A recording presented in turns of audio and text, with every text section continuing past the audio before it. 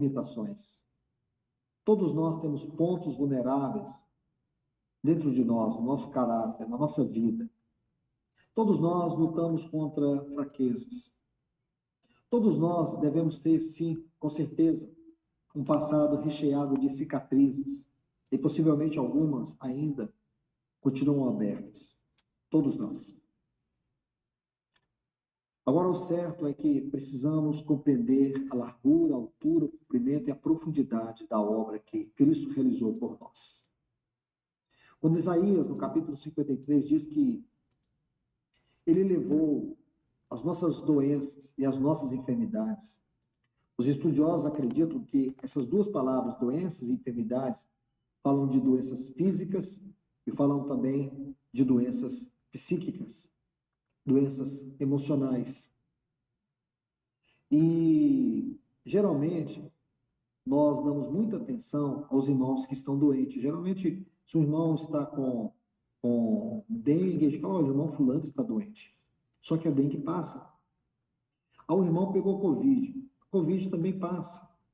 Ah, o irmão está com um câncer. Câncer tem tratamento.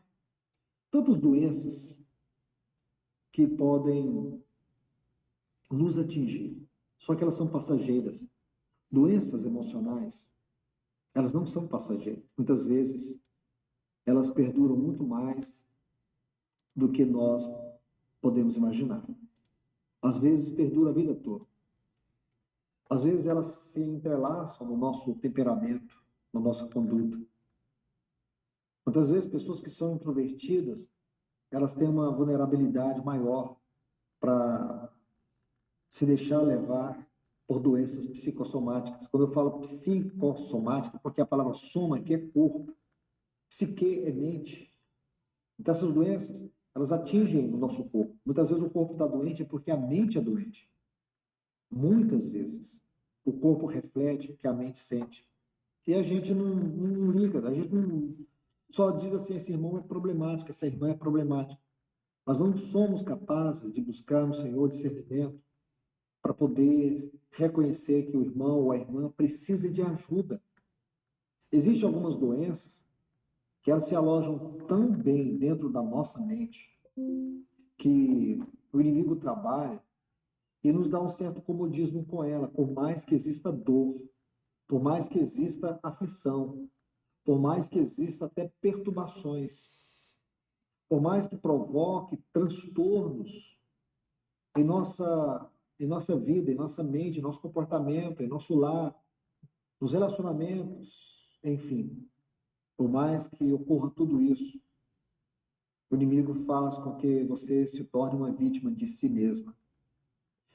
Você começa, como que emocionalmente, não perceber que uma calosidade vai se formando no seu coração.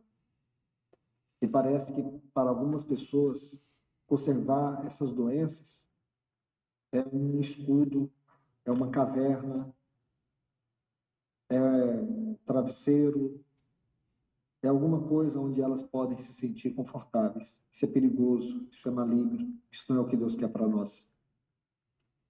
Nós sabemos que esse mundo no qual vivemos, ele não é um parque de diversão.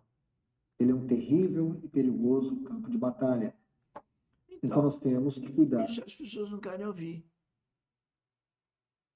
O mundo que vivemos é um campo de batalha. Ele não é um parque de diversão. Ninguém quer ouvir isso. Por isso que as pessoas entram na nossa live e saem. Elas não querem ouvir.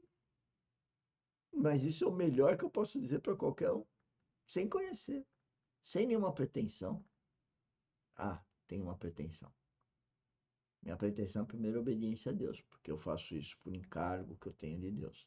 Segundo, o objetivo eu sei, o propósito eu sei. E o propósito é salvar almas para Deus.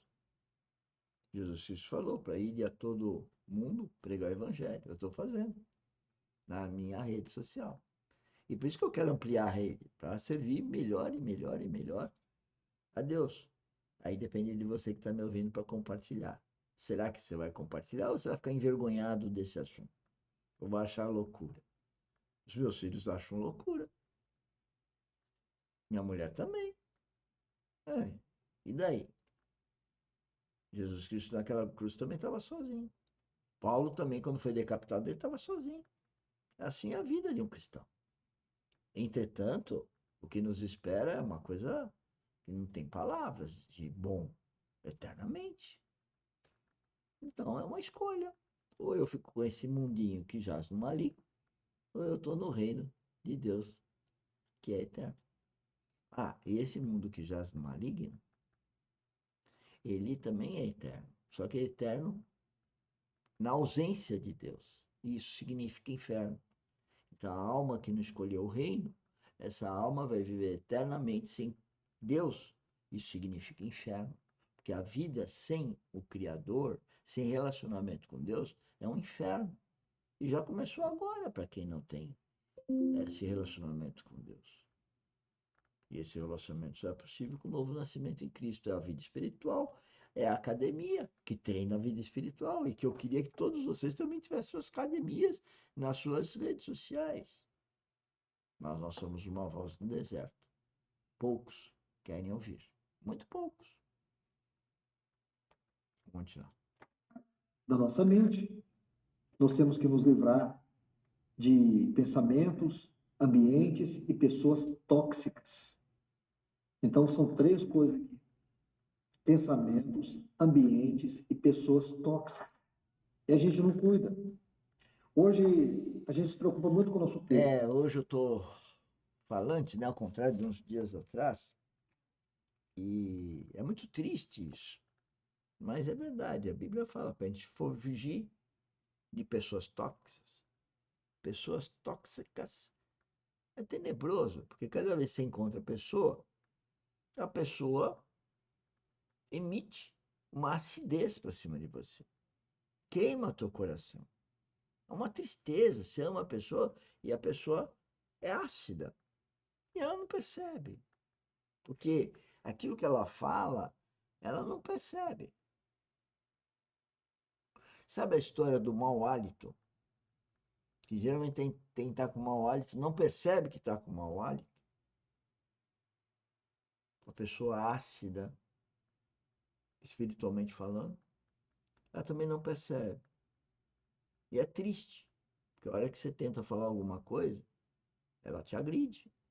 E aí se torna mais ácida. Então, é o que ele está falando. Ele está falando que a gente não deve. Mas é duro, não, por amar a pessoa nesse plano, não conviver com ela, não ter relacionamento. Mas ela é ácida. É triste. E isso pode ser os filhos, o cônjuge, qualquer um, amigo. Cuidar da nossa mente. Nós temos que nos livrar de pensamentos, ambientes e pessoas tóxicas. Então, são três coisas aqui: pensamentos, ambientes e pessoas tóxicas. E a gente não cuida.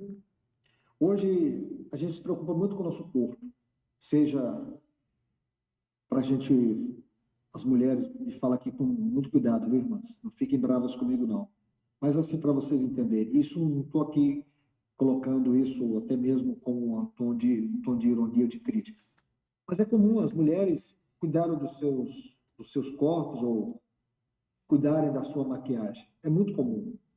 Nós, os maridos, apreciamos. Nós, homens, muitas vezes, alguns, claro, outros não, mas preocupamos com o nosso corpo. Vamos fazer exercício, vamos cuidar da academia, fazer uma caminhada. A gente se preocupa de alguma forma ou de outra. Alimentação. O que eu quero dizer é que, de alguma forma ou de outra, nós estamos preocupados com os nossos corpos. Agora, será que nós temos a mesma preocupação com a nossa mente?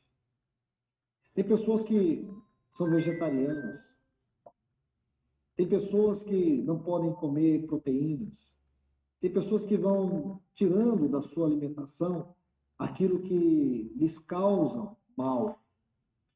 A minha pergunta é: você consegue eliminar da sua vida aquilo que é tóxico, a sua mente, seus pensamentos, aquilo que atrapalha a sua alegria, a sua devoção? Geralmente nós não preocupamos com isso. Eu ouço muitas vezes os irmãos falando que estão acompanhando uma série na Netflix. Eu, sinceramente, irmãos, eu sou fraco quanto a isso. Eu escandalizo. Eu fico me perguntando como é que um cristão que tem o Espírito de Deus na sua vida tem coragem de gastar tempo com isso. De duas, uma.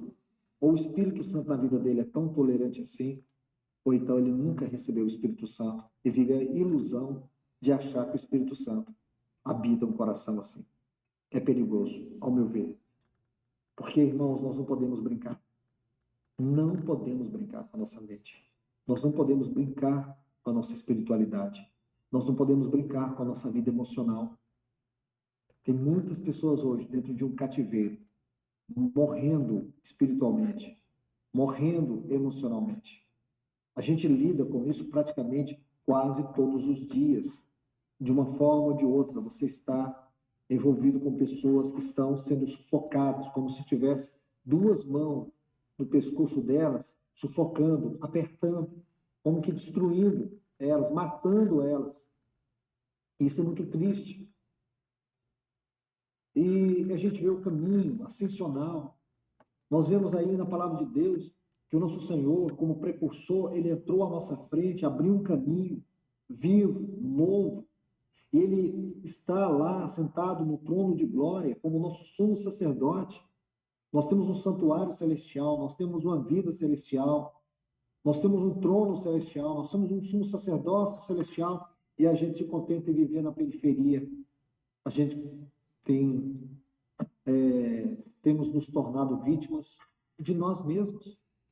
E aí eu vejo muitas pessoas em busca de solucionar o problema à custa dos outros. Irmãos, ore por mim, ore, faça isso por mim. Ah, vamos ajudar falando, sim, temos que orar. Mas não adianta você orar por uma pessoa que ela não quer ser a resposta de Deus nessa oração. Então, a pessoa não está precisando de oração, está precisando de exortação. Então, não confunda oração com exortação. Ela está precisando é que a palavra de Deus entre no coração dela. Destranque, destrave a percepção, o discernimento, a sensibilidade, o quebrantamento. Não adianta a gente ficar querendo constranger Deus a fazer algo da maneira errada. A gente acha que na vida cristã ocorre mágica, como se oração fosse aquela varinha que a gente faz a mágica. E não é. Deus é sério. Então a gente precisa entender que há momentos que não é oração, é exortação. Você precisa mostrar a verdade. Você precisa, pelo poder libertador da palavra, permitir que ela entre no coração, abra o entendimento. Por isso que essa palavra, mente transformada, emoções redimidas. Se nós não experimentarmos aquilo que é a transformação da nossa mente, transformação da nossa mente é algo fundamental para a nossa espiritualidade sadia. Falo para os irmãos aqui, para as irmãs, com muita tristeza. Falo com temor isso. É raro encontrar irmãos com espiritualidade sadia. O sinônimo disso é maturidade. Aquilo que está lá no capítulo 4, versículo 13 de Efésios. A